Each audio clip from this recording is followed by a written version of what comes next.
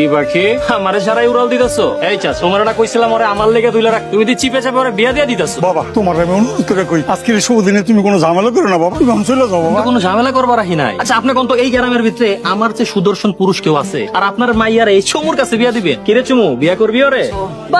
আপা তোর এই জায়গায় বিয়া করার লাগবো না, আয় বাবা। বাবা রে আমি তোমার পায়ে পড়ি, তুমি আমার মেয়েটা ছেড়ে দাও বাবা। কাকা ছাইরা তো দিমুই 7 দিন পর। 7 দিন পরে আপনার মাইয়া আবার আপনার। ওরে কোনো কলঙ্ক দিও না বাবা, দরকার হলে তুমি ওরে 7 দিনের লিগা না, তুমি আজীবনের লিগা বিয়ে করো, তুমি ওরে নিয়ে সংসার করো, তারপরে তুমি ওরে 7 দিন পর ছেড়ে দিও না বাবা। আমি ওই 7 দিনই সংসার করুম, এরপর আপনার মাইয়া আবার আপনার।